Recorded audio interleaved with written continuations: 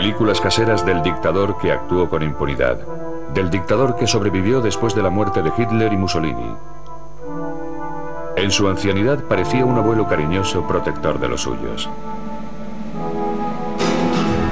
Esta es la historia, sin embargo, del hombre que se convirtió en el general más joven de Europa desde Napoleón, que alcanzó el poder en un golpe de Estado concebido por su hermano, que ocultó al mundo sus acuerdos con Hitler, que creía haber sido designado por Dios para llevar a cabo una cruzada que salvara a España, y que firmó condenas de muerte mientras se tomaba una taza de café.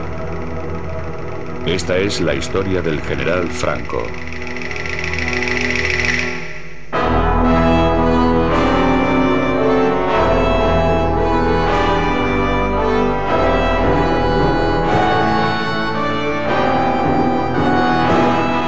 Franco, la verdadera historia.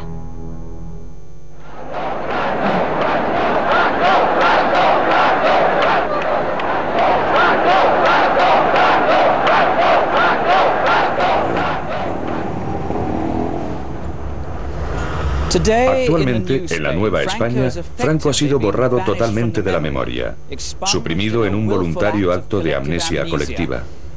Da la sensación de que su historia es demasiado bochornosa, demasiado dolorosa para recordar, como un libro que nadie se atreve a leer. Como consecuencia de ello, se ha tejido alrededor de su memoria un entramado de leyendas que empieza ahora a clarificarse, permitiendo que emerja el verdadero Franco.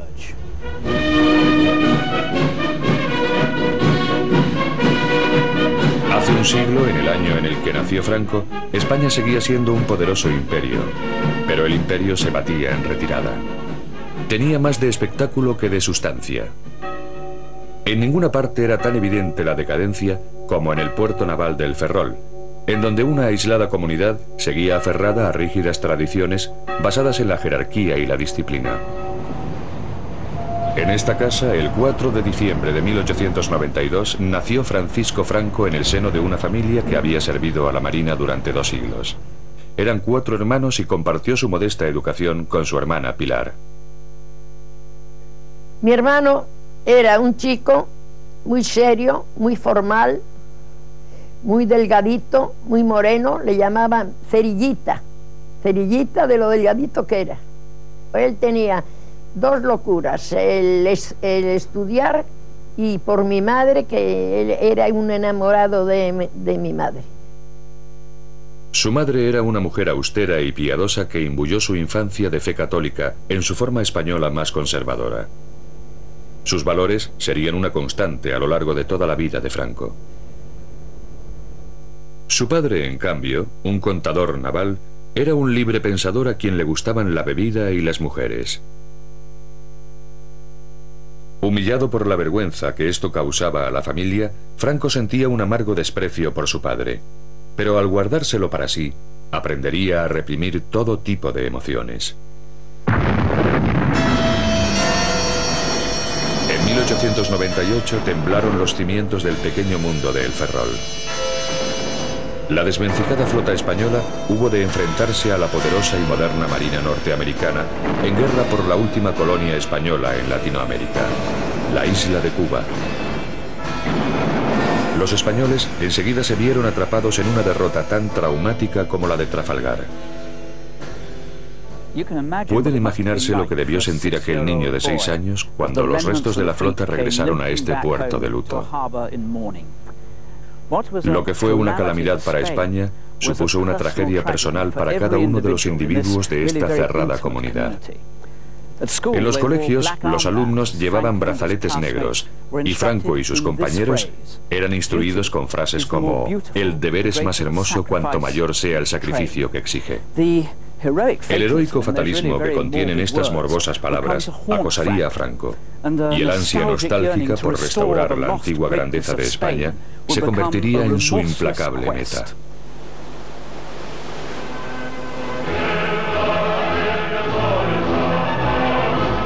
A los 14 años, Franco dejó su hogar por la ciudad de Toledo, en donde había sido encontrada una plaza para él en la Academia Militar de El Alcázar. La academia estaba inspirada en virtudes para las que el joven Franco se mostraba muy predispuesto: deber, honor, valor y patriotismo. Como muestra de ello, poseía hasta su propio himno heroico.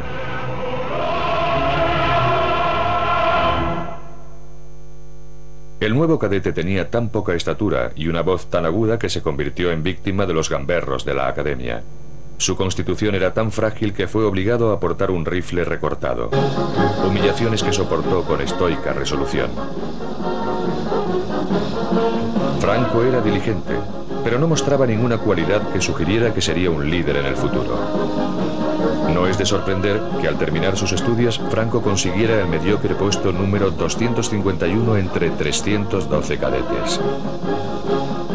Era el año 1910. Los resultados conseguidos por Franco en la academia significaron que tendría pocas perspectivas en un ejército ya saturado de oficiales.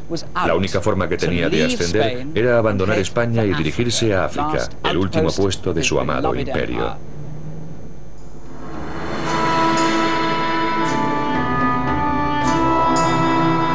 Marruecos, una tierra despiadada a la que España había estado atada desde hacía siglos. Sin embargo, en aquel remanente del antiguo imperio sería donde se formaría el joven Franco. Sin África, diría más tarde, no podría explicar lo que soy. España estaba allí comprometida en una incansable campaña contra las tribus rebeldes del Rif marroquí, que luchaban por recuperar sus tierras del poder colonial. En aquella lucha sin cuartel, Franco haría alarde de cualidades que hasta entonces habían pasado desapercibidas. No solo era tenaz, sino que parecía no temerle a nada. Mantenía férreamente la disciplina bajo el fuego enemigo. Ello, además de las bajas de muchos de sus camaradas, lo condujo a un rápido ascenso. El índice de bajas era tan alto que a los heridos se les dejaba morir por rutina en el lugar en el que habían caído. Al sobrevivir a tales peligros, Franco empezó a parecer intocable. Pero no lo era. El inevitable telegrama a casa informó de que había sido gravemente herido en el estómago. Mucho tiempo después, él mismo narró a su hija Carmencita cómo había escapado de la muerte. Él estaba tendido en la camilla y veía que iban recogiendo a los demás heridos y los iban depositando en unas camionetas y se los llevaban. Y que a él no lo llevaban. Entonces eso le chocó y llamó al médico que pasaba por allí y le dice el médico: no, a ti, Franquito, te dejamos, no podemos llevarte porque tienes una herida de vientre y nada, es inútil. Y entonces mi padre tenía un asistente marroquí y le dice: dame tu mosquetón, y le dio su arma. Entonces la cargó y apuntó al médico y le dijo: en el próximo camión yo salgo, si no tú también tendrás un tiro. Entonces el otro: no te pongas así, y que entonces lo evacuó. Su contacto con la muerte dio origen a una leyenda. Franco contaba con la protección divina. Él mismo empezó a creérselo, mientras los rudos soldados que estaban bajo sus órdenes lo contemplaban admirados. Es el primero que sale en avanzadilla. Lo he visto caminar delante de todos los demás mientras ellos apenas podían levantar la cabeza de la cantidad de balas que caían a su alrededor. Mira simplemente a un tipo con unos ojos muy serios. Dice: ejecutadlo, y se da la vuelta sin más. Está muy aislado. No es amigo de los demás oficiales, que se van de juerga y se emborrachan. Él se queda solo en su tienda. Después de estar 14 años de servicio, el mediocre teniente había ascendido con tanta rapidez que cuando abandonó Marruecos de regreso a la península en 1926, se había convertido en el general más joven de Europa desde Napoleón. De vuelta en Madrid, el general de 33 años estaba muy solicitado. Era una celebridad y tuvo hasta la osadía de interpretarse a sí mismo en un largometraje.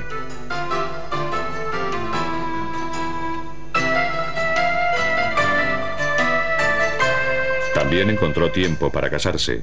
Su esposa, Carmen Polo, era de buena cuna y estaba bien relacionada.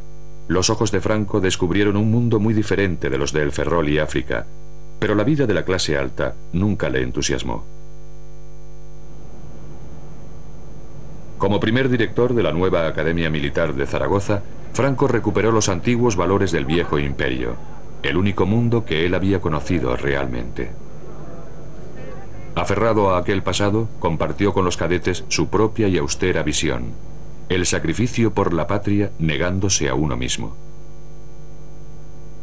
Pero lejos de aquel entorno militar, la gente se burlaba abiertamente de las virtudes que Franco tanto amaba. Por toda España el viejo orden se estaba viniendo abajo con tal celeridad que en 1931 la monarquía había sido derrocada, estableciéndose una república en su lugar. Se encontraba en el poder un gobierno elegido por el pueblo. Hubo grandes celebraciones, aunque no en casa de Franco, como recuerda su sobrina. La venida de la República para Franco fue un desastre, porque estaba todo en contra de su manera de ser y de su manera de pensar y del concepto de España.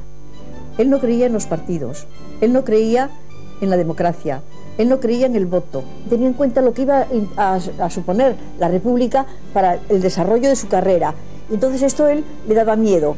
Entonces en las conversaciones que yo asistía en casa, él decía que a dónde íbamos a llegar por ese camino.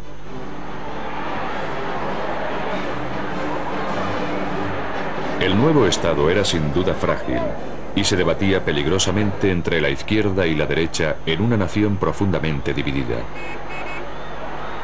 En 1934, la tensión explotó cuando los mineros de Asturias se levantaron contra el gobierno.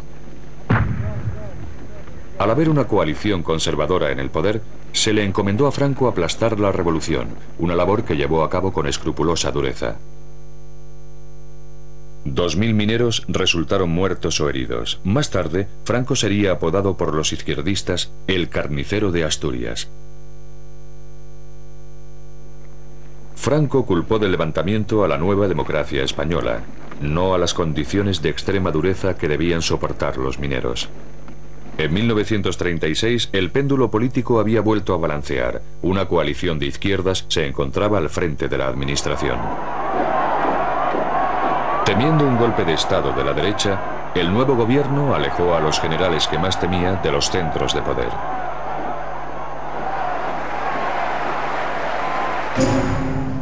Franco fue desterrado a las aisladas Islas Canarias, a 1300 kilómetros de Madrid.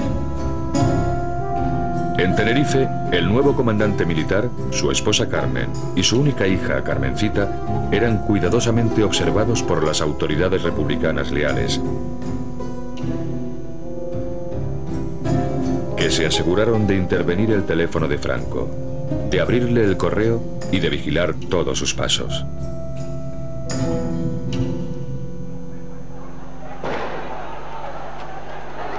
En la península, el creciente malestar social dio paso a la violencia política. El gobierno sufrió fuertes presiones mientras la espiral de provocación y represalias se transformaba en un estallido de odio generalizado. En julio de 1936, los generales disidentes decidieron que había llegado por fin el momento de dar un golpe de Estado y derrocar al gobierno. Dice la leyenda que desde su exilio en Canarias, Franco fue la mano oculta tras el alzamiento militar que pronto conduciría a España a una guerra civil. Pero lo cierto es que él era demasiado calculador para iniciar una aventura tan arriesgada y, por lo tanto, se mantuvo a cuidadosa distancia de aquellos colegas suyos que estaban ciertamente tramando el derrocamiento de la República. Franco solo se unió a los rebeldes en el último momento y porque fue forzado a ello por circunstancias totalmente imprevistas. La planificación del golpe de Estado estaba en manos del general Mola. Ya que Franco se había comportado como un héroe en Marruecos, Mola le pidió que encabezara el alzamiento allí. Los rebeldes habían contactado ya con simpatizantes en Londres para elaborar un plan que obligase a Franco a tomar parte. Desde el aeropuerto de Croydon se fletó un avión para garantizar que si Franco se echaba atrás, pudiera ser trasladado en avión desde Canarias a Marruecos al estallar el alzamiento. Al piloto, el capitán Cecil Bebb, no se le dijo nada sobre su verdadera misión.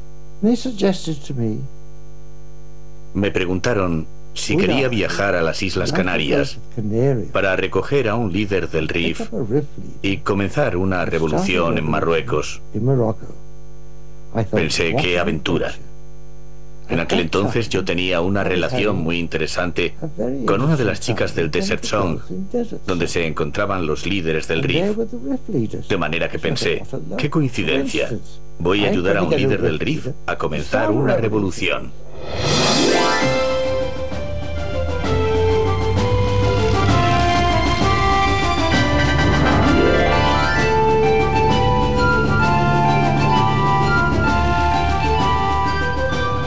El 11 de julio, el Dragón Rapid despegó rumbo a Canarias. Para evitar tomar tierra en España, tuvo que tomar una ruta más larga. Y para eludir sospechas, tuvo que aterrizar en Gran Canaria en lugar de en Tenerife, en donde Franco estaba siendo sometido a una estrecha vigilancia. Pero Franco seguía mostrándose reacio. De hecho, mientras el avión estaba en pleno vuelo, envió un mensaje cifrado a los rebeldes diciéndoles: «No me moveré de aquí, no me uniré a vosotros». En España, Mola se encolerizó, pero insistió en que el golpe siguiera adelante de todas formas. En aquel momento, el destino intervino decisivamente. El día 13 fue hallado el cadáver de un influyente político de derechas, Calvo Sotelo. Había sido asesinado por la policía republicana en un ajuste de cuentas. Los generales rebeldes decidieron entrar en acción.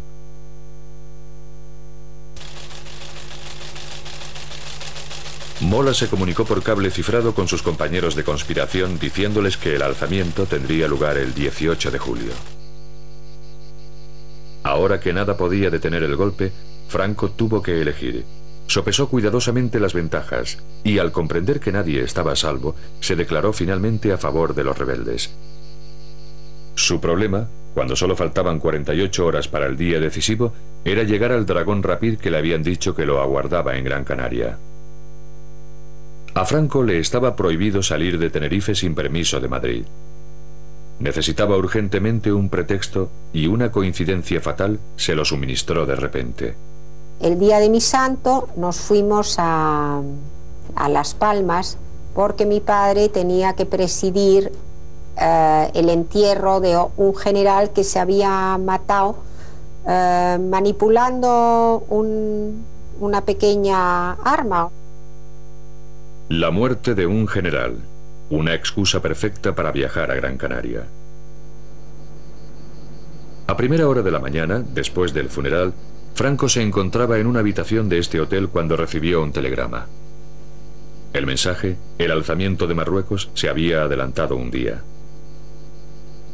Después de hacer los preparativos para que su esposa y su hija salieran en barco hacia Francia, Franco salió disimuladamente del hotel y se encaminó hacia el avión. Pero la noticia del alzamiento se extendió con rapidez. Franco era un hombre buscado. Se bloquearon las carreteras para detenerlo. Tras escapar de sus garras, se escabulló a bordo de este transbordador y alcanzó su destino por mar. A eso de las 3 de la tarde, en voz oí pronunciar la frase: «Aquí viene». Un transbordador pasó por delante del muelle y se dirigió hacia la playa. Mientras los soldados y el personal desembarcaban, pensé: no veo a ningún líder del RIF con su chilaba al viento.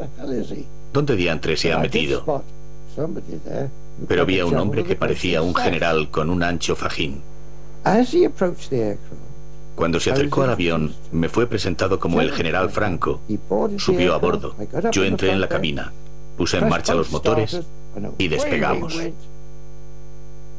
En la península, los rebeldes tenían problemas. En lugar de conseguir el control en toda España, solo lograron hacerse con 2 zonas. Para conquistar el resto del país, necesitaban urgentemente la ayuda del ejército español destacado en Marruecos. Pero la Marina española, que seguía siendo fiel a la República, patrullaba incesantemente el estrecho de Gibraltar. Franco, que había llegado ya a Marruecos, estaba atrapado al otro lado del mar.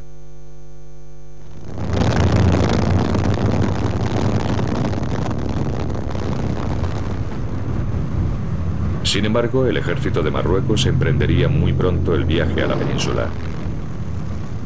Al llegar a Marruecos, Franco pidió ayuda por cable a los dos únicos líderes extranjeros con probabilidades de responder, Hitler y Mussolini. Ambos accedieron a suministrarle los aviones que necesitaba para organizar el primer traslado de tropas por avión de la historia, salvando así tan chapucero golpe.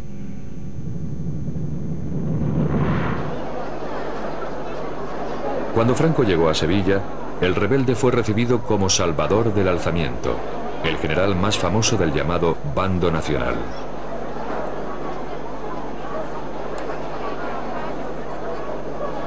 Antes de emprender su ofensiva, decidió enviar un mensaje al mundo exterior que expresaba el futuro incierto que impondría en toda España.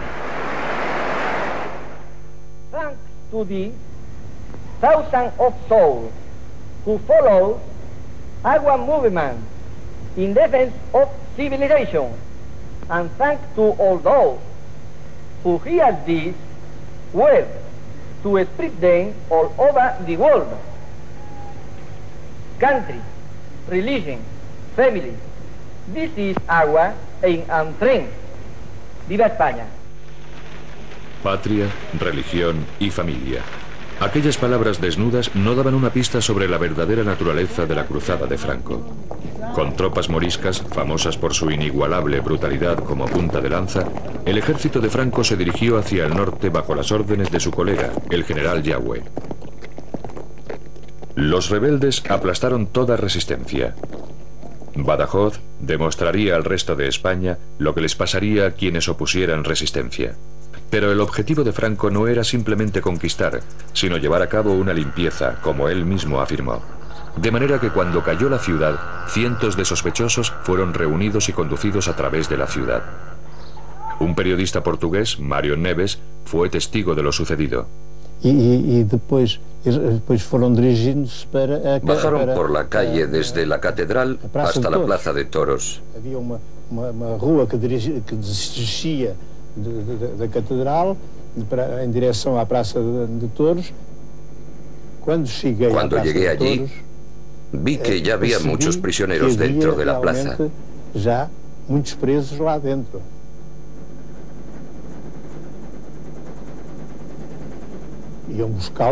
La mayoría de los prisioneros estaban encerrados en los toriles en donde solían estar los toros. Los sacaron y los condujeron al centro de la plaza, en donde los fusilaron. Los mataban en pequeños grupos. Cargaban sus cadáveres en camiones y carretas y los llevaban al cementerio, en donde los apilaban en filas.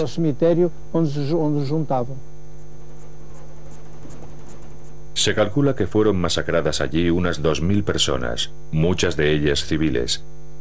En aquel espantoso conflicto se cometieron atrocidades en ambos bandos, pero los nacionales fueron sistemáticos. Como Franco dijo, no habrá tregua ni compromiso. Seguiremos adelante, cueste lo que cueste.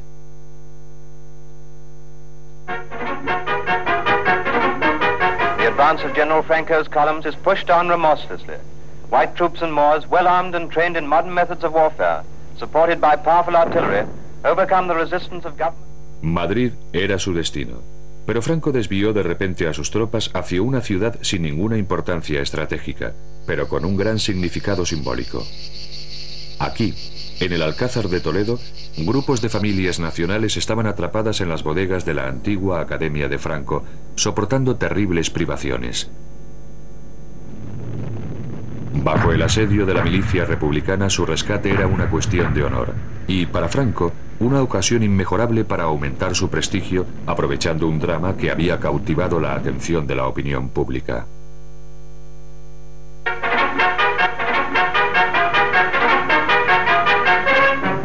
Toledo. Through the ruins of the Alcazar stormed the relieving troops, and the garrison is saved.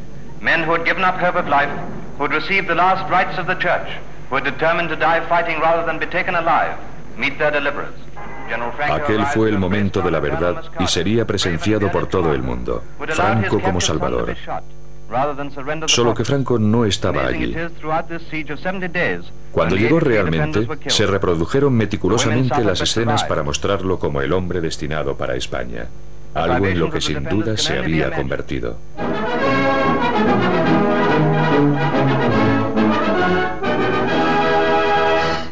Con el paso de los días llegaron más noticias. Y de nuevo había una gran distancia entre la imagen dada y la realidad. In Burgos, the seat of the Spanish rebel government, there is a big crowd for a big occasion. But General Franco has arrived on very special business. And amid the plaudits of the multitude, they go inside to the old palace, where he addresses the leaders of the rebellion assembled to hear him. He is nominated head of the state, and his friends again embrace him on the appointment.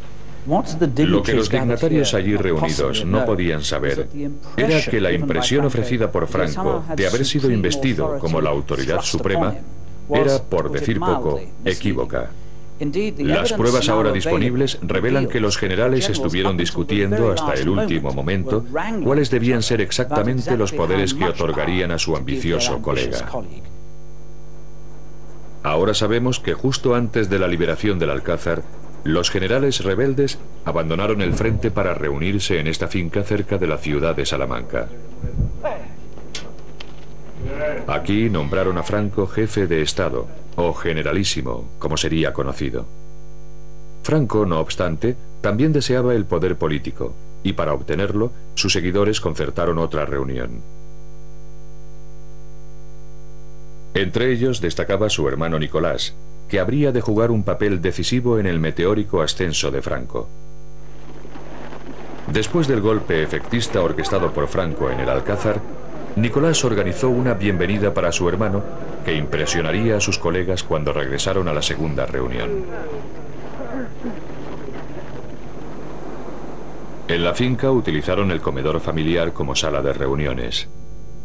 Después de una acalorada discusión, accedieron a otorgarle el máximo poder político, pero con la condición crucial de que solamente lo ostentaría durante la guerra y que debería retirarse una vez se hubiera obtenido la victoria, lo cual esperaban que fuera cuestión de unos pocos meses. Esta limitación, sin embargo, no les pareció suficiente a algunos de los militares de más edad. El general Cabanellas, que conocía demasiado bien a Franco, confesó más tarde que había advertido a sus colegas acerca de la desaforada ambición del generalísimo. No sabéis lo que habéis hecho, porque no lo conocéis tan bien como yo. Si, como pretendéis, le hacéis entrega de España, creerá que es suya y no permitirá que nadie lo sustituya ni durante la guerra, ni después de ella, hasta que haya muerto. El decreto fue llevado al cuartel general de los rebeldes en Burgos para ser impreso. Pero en el documento había sido omitido del texto la crucial condición, para asombro de aquellos que creían estar al mando, como Ramón Garriga. En la reunión de Salamanca, celebrada por los generales, en el documento que establecieron, pusieron la frase que Franco sería jefe, pero que al final de la guerra él dejaría de ser jefe, y esta frase no apareció en el documento. Ahora, el misterio que existe todavía es quién sacó la frase del documento. Ahí está Nicolás Franco. Las pruebas que apuntaban contra Nicolás han sido reforzadas por su propio hijo, quien nos aseguró que su padre había manipulado el documento final. El golpe de Estado había sido llevado a cabo con habilidad. No había ningún rival lo bastante fuerte como para desafiar los hechos consumados sin perjudicarlos a todos, y los generales eran reclamados urgentemente en el frente. Esta es la verdad acerca de la leyenda según la cual Franco aceptó el poder absoluto solo para complacer a sus colegas.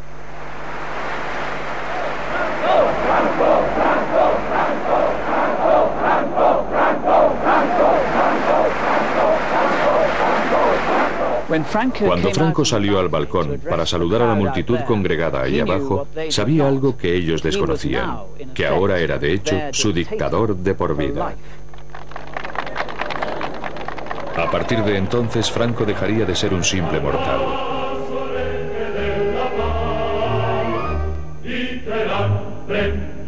Se concedió a sí mismo un grandioso título medieval, caudillo, designado por Dios para salvar a la patria.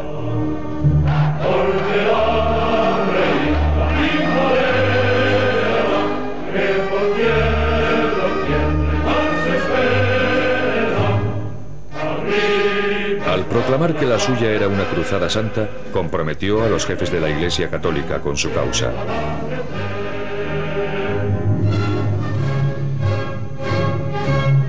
Unió las facciones rivales existentes entre sus seguidores en un solo movimiento.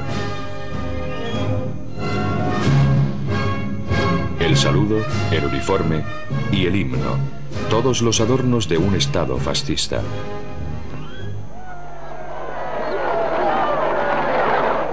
El caudillo se rodeó entonces de todo el boato del poder, incluyendo una guardia de honor formada por tropas moras. Pero aún así, todavía no gobernaba España. Constitucionalmente era un traidor contra la República que aún ofrecía una fiera resistencia. A pesar de las apariencias, la situación de Franco no era tan sólida como parecía. Para ganar la guerra necesitaba más armas, más hombres, y de nuevo se volvió hacia Hitler y Mussolini, asegurándoles que esta también era su cruzada.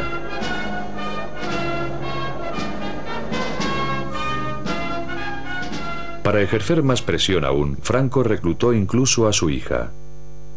Cuando un día me dijeron que tenía que enfrentarme con unas cámaras porque iban a sacar unos planos y que tenía que decir unas palabras. Oye, nena, ¿qué? ¿Quieres decirle algo a los niños alemanes? Bueno, no, pero ¿qué les digo? Lo que quieras. Pido a Dios que todos los niños del mundo no conozcan los sufrimientos y las tristezas que tienen los niños que aún están en poder de los enemigos de mi patria, a los que yo envío un beso fraternal. ¡Viva España!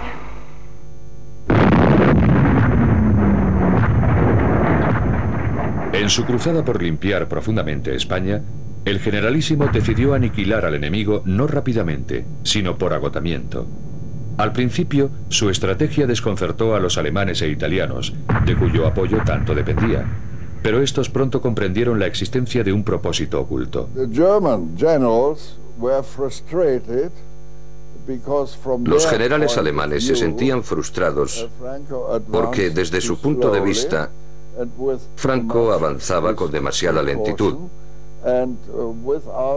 y demasiada precaución, sin correr ningún riesgo, y sospecharon que lo hacía para consolidar su propia situación política. Opinaban que se habría podido ganar la guerra fácilmente un año antes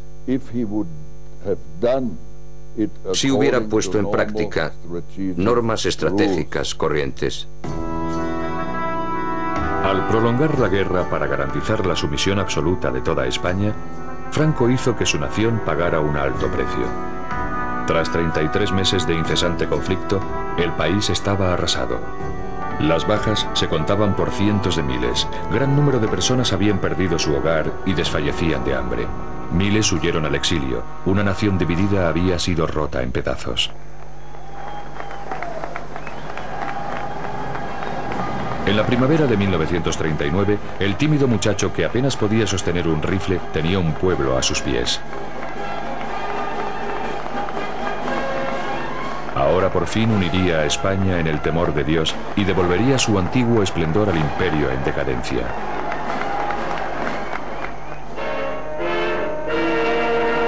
Unos meses más tarde, comenzaba el Reich de los 1000 años. Franco se quedó fascinado por la escala de la ambición de Hitler.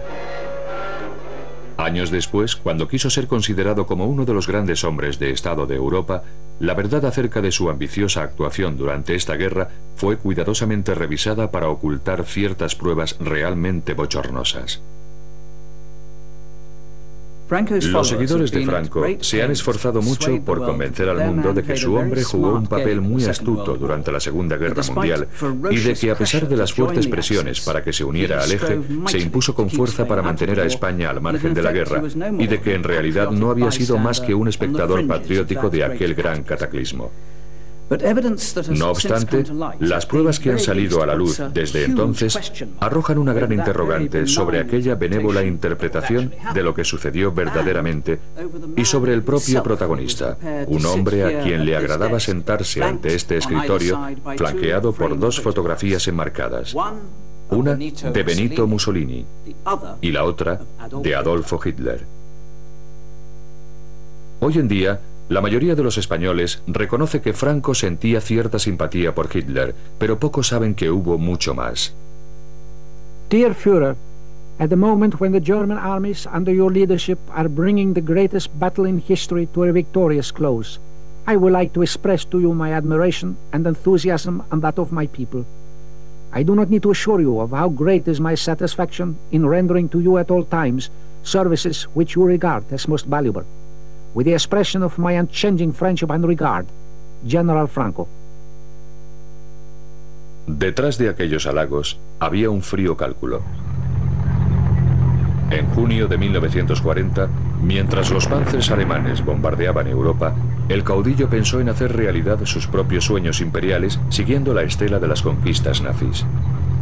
Estando Francia ocupada y Gran Bretaña con muchas posibilidades de caer pronto bajo el yugo, Hitler tendría pronto Europa en sus manos. Al menos eso le parecía a Franco. A finales del verano de 1940, Franco envió a su cuñado, Serrano Suñer, a Berlín como enviado personal.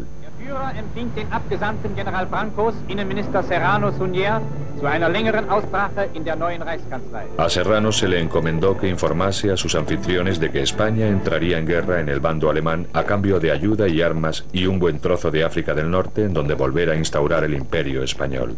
A los alemanes no les impresionó la oferta, como descubrió el enviado de Franco en un humillante encuentro con el ministro de Asuntos Exteriores nazi.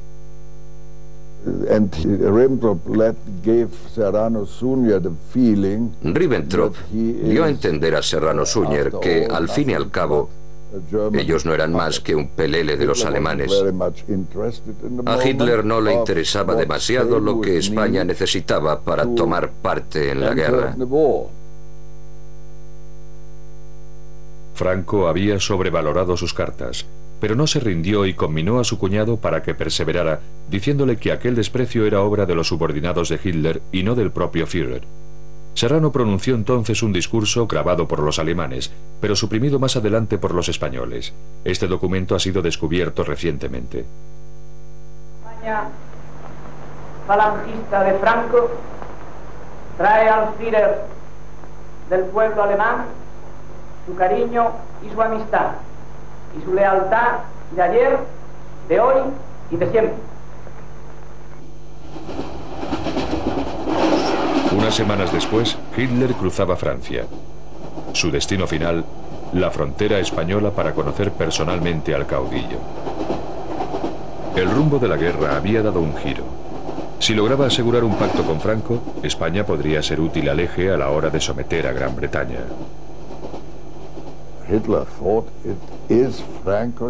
Hitler pensó que Franco tenía el deber de entrar en el bando alemán, como agradecimiento por todo lo que Alemania había hecho por España y por Franco en concreto.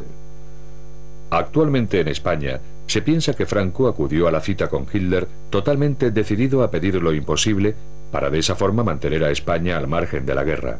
Las pruebas demuestran lo contrario. Acompañado por su cuñado, Franco partió de San Sebastián hacia su fatal encuentro en Hendaya, a solo 25 kilómetros de la frontera francesa.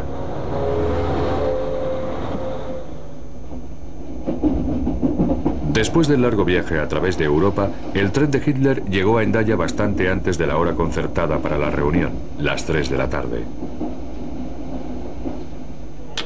El tren de Franco se retrasó, pero no fue, como afirman sus seguidores, un plan pensado para debilitar a Hitler. Todo lo contrario. Y salimos con mucho tiempo para llegar antes de la hora convenida y estar esperando un poquito. Y Franco tenía, es comprensible, el prurito de decir, en punto. El servicio ferroviario español era malísimo, estaba destrozado después de la guerra interna. Y llegamos a Hendaya con 5 minutos de retraso. Franco iba nervioso y los 5 minutos de retraso le produjeron un gran disgusto.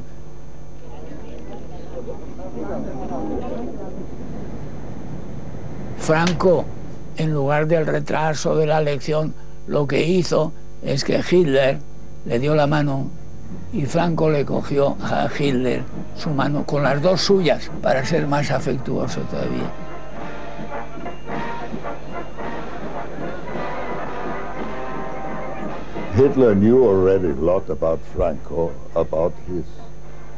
Hitler sabía entonces mucho sobre Franco, sobre sus métodos, sus tácticas.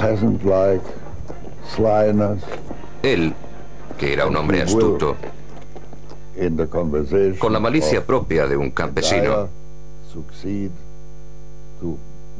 conseguiría durante la conversación en Hendaya persuadir a Franco de que entrara como aliado en el bando alemán. Los dos líderes se reunieron en el vagón de Hitler.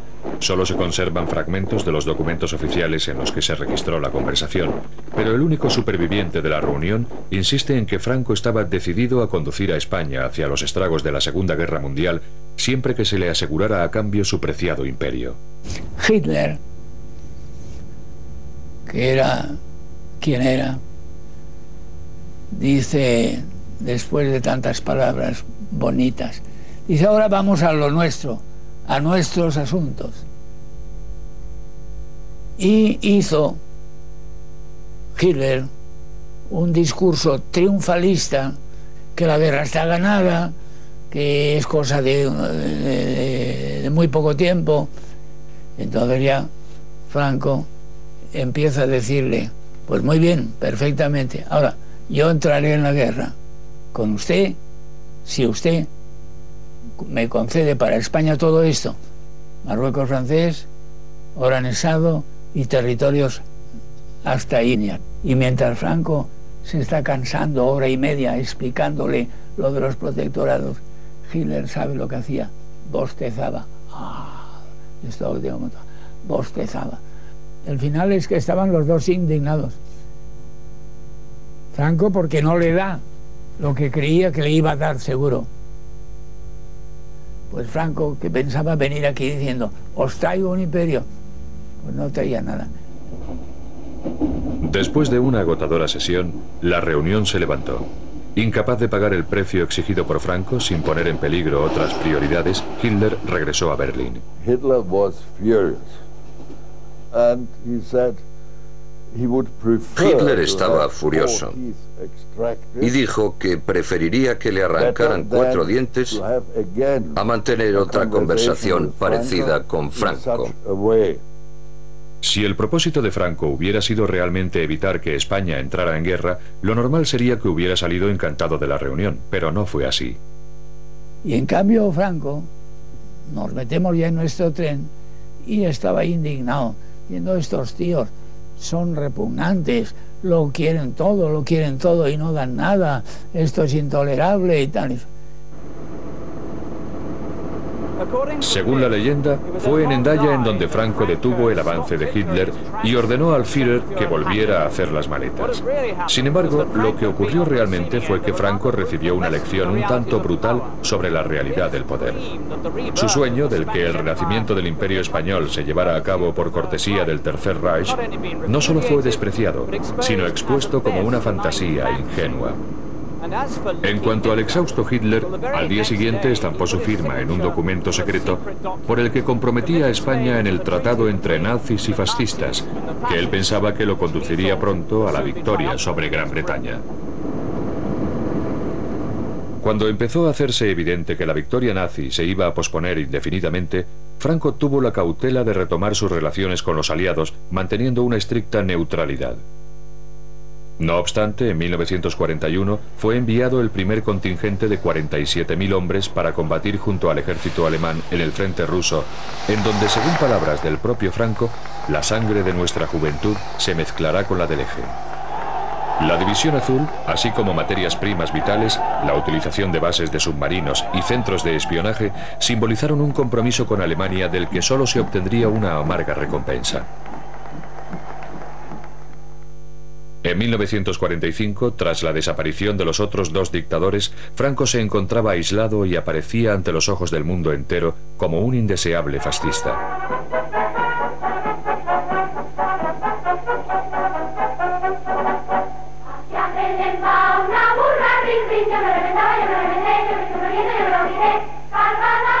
Cuanto más se aislaba España del resto de Europa, más se encerraba el caudillo en su nostalgia, presidiendo como un antiguo monarca católico las teatrales manifestaciones de homenaje público.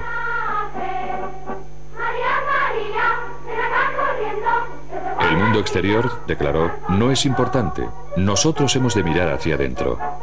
Quizás lo que más le impresionaba de los reyes católicos fue la unidad. O sea, la unidad de España, porque son los reyes que unifican los diferentes reinos que entonces existían. Fue la época de más grandeza de España. Pero tras la máscara de unidad, la autoridad absoluta de Franco tenía otro aspecto. Hoy en día, solo permanece el rastro de un episodio que ha sido desde entonces eliminado de la memoria oficial. En esta seca llanura de Castuera, hubo en otro tiempo un campo de concentración, uno de los muchos en los que casi medio millón de españoles fueron confinados después de la Guerra Civil. José Hernández estuvo allí recluido. Su delito, haber luchado en el bando republicano contra Franco. Había 70 barracones, así, con dirección así. Con las calles correspondientes. Entonces, pues, esto era una fosa para que no saltáramos, para acá. Y ahí estaba la de verdad. Entonces, yo era cuadrado. Cada esquina había una ametralladora al campo. Éramos 12.000 y pico de personas en un cuartel. Ya le digo que el trato fue criminal. Dormir en el suelo pelado. Comida, nada. Agua menos. No, de día no funcionaba nadie. Pero de noche los cogían en fila india, a la boca mina, los empujaban y según va cayendo el peso abajo, ya tiraban de los otros. Y si alguno quedaba con vida, pues siempre se quedan con vida, entonces no mueren. Una bomba de mano. Nos dormíamos en el suelo, pues sentíamos la explosión. Esta noche ha visto salida. Durante aquella represión, hasta los seguidores de Franco admiten que fueron asesinados unos 30.000 españoles durante los 5 años siguientes a la Guerra Civil. Otros afirman que la cifra se aproxima más a los 200.000. A partir de entonces, cientos de miles de sospechosos fueron investigados con precisión militar. Un archivo repleto con los nombres y la filiación de los enemigos de Franco: ateos, liberales, comunistas y, por otra parte, los masones. Los masones eran la pesadilla de Franco. No ha habido en nuestra nación ninguna rebelión ni conato de traición contra la patria que no se fraguase en la sombra de las logias masónicas. Y aún hoy, liberada España de esta carroña, todavía esas insignificantes marejadas políticas, por mucho que se disfracen, obedecen siempre a la intriga y a la oculta inspiración de los masones expatriados.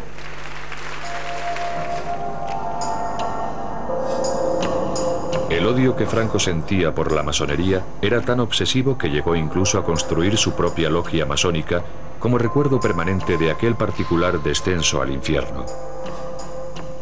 Con un esmero patológico, reunió todo tipo de extrañas reliquias, símbolos para él del anticristo y del antiespañolismo del que debía salvar a la madre patria.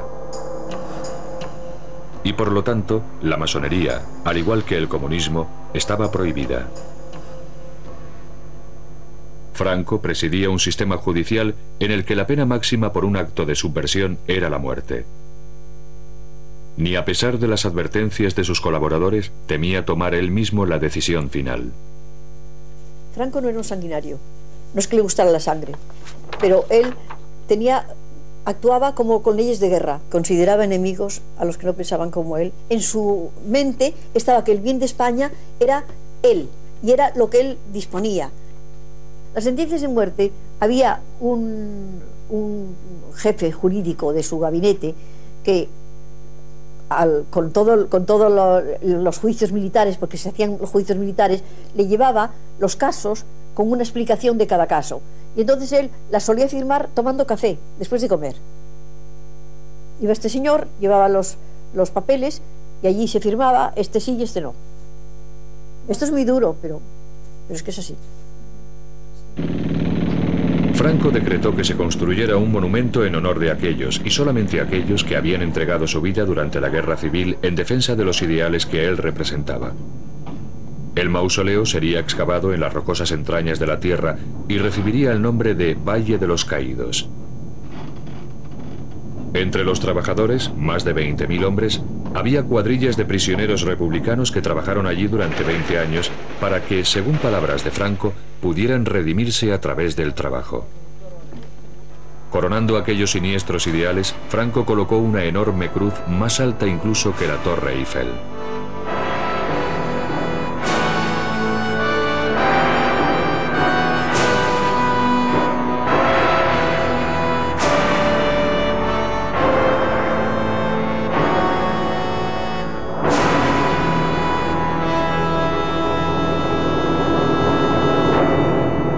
Sin embargo, aquellos ideales no podían sobrevivir sobre la base de una economía que hacía aguas.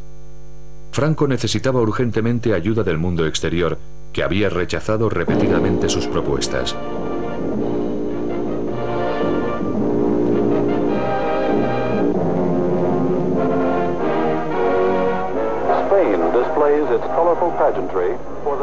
En 1959, el líder del mundo libre puso pie en un país que había sido condenado al ostracismo por las demás democracias. Pero era la época de la Guerra Fría, y España ofrecía un puesto estratégico contra la Unión Soviética. Además, el enemigo de mi enemigo es mi amigo, aunque este se llamara Franco. Generalissimo, ladies and gentlemen, let me assure you of my satisfaction that at long last I have fulfilled an ambition of mine, almost of a lifetime, to come to Spain, to Madrid, and to see the Spanish people. Para el caudillo, Ike era una presa vital, y Franco sabía perfectamente cómo seducirlo. El intérprete del presidente en aquella visita lo recuerda con claridad. Esta enorme avenida de varios kilómetros de largo estaba repleta de gente empujando hacia el centro de la calle. Fue una impresión extraordinaria. Estaba empezando a oscurecer y la gente gritaba. Franco había organizado una bienvenida que diera al presidente la impresión de que aquella tierra feliz debía ser ahora acogida con los brazos abiertos por las naciones civilizadas. Eisenhower estaba asombrado por las gigantescas dimensiones de aquella multitud que empequeñecía cualquier cosa que hubiéramos visto antes. Lo miré y vi que reaccionaba muy positivamente ante aquel público tremendamente entusiasta. Los vítores eran realmente atronadores. El general Eisenhower me preguntó, ¿qué están diciendo? Y le contesté, dicen Ike, que es como se pronuncia en español su apodo. En el edificio más alto de Madrid todas las ventanas habían sido tapadas, excepto aquellas que formaban la palabra Ike. La operación Ike fue la culminación de un largo proceso de regateo entre ambas naciones, pues cada una quería lo que tenía la otra. Bases de los Estados Unidos sobre suelo español a cambio de dólares norteamericanos. El general Franco le dijo que había podido comprobar la gran acogida del pueblo español y lo que sentía por él. Él respondió que tenían intereses comunes, tenían problemas comunes y un adversario común, la Unión Soviética. Si Ike estaba contento, también lo estaba Franco. Gracias a Norteamérica, España se uniría al Club de las Naciones Occidentales.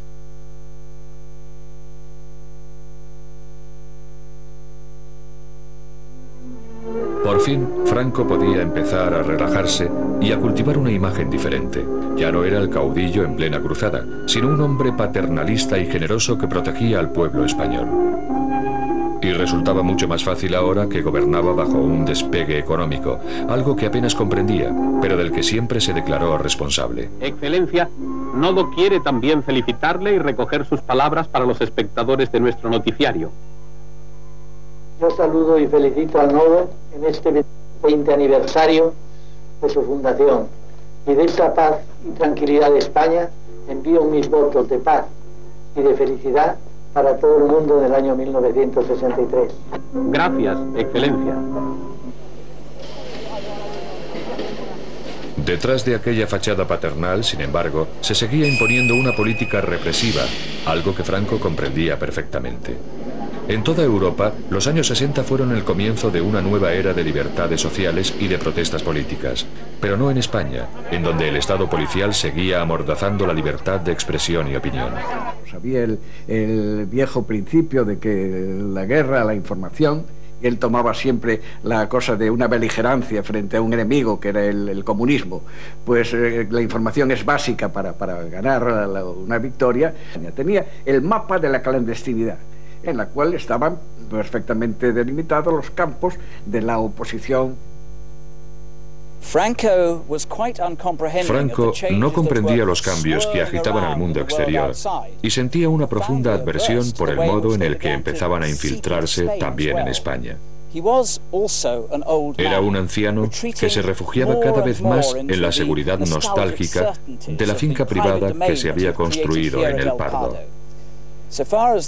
Para el resto de los españoles, se fue convirtiendo poco a poco en un fantasma de sí mismo que planeaba perpetuamente sobre su destino, incapaz de ceder y que se negaba a marcharse. Dentro de El Pardo, Franco pasaba largas horas viendo películas en donde revivía las historias épicas del glorioso pasado español. Y con sus películas domésticas se recreaba en las ilusiones del presente acompañadas de su propia banda sonora.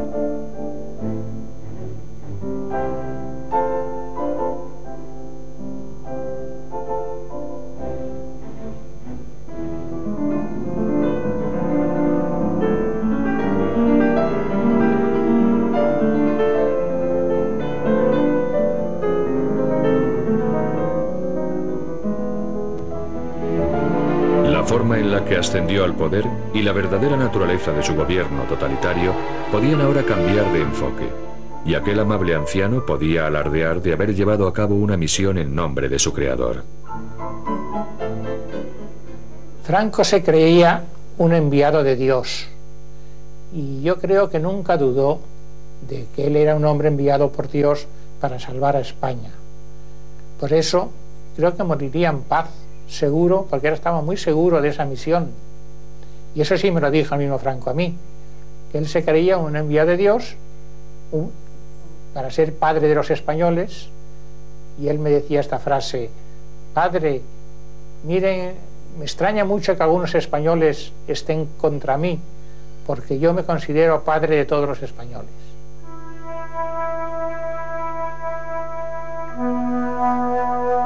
Franco murió el 20 de noviembre de 1975 a los 83 años de edad. Sus restos están enterrados bajo la cruz del Valle de los Caídos.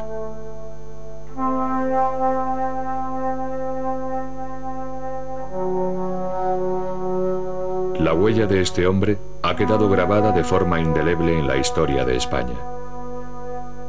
Los españoles rechazan ahora aquel pasado, pero todavía lo encuentran demasiado molesto para identificarse con él como individuos y como nación.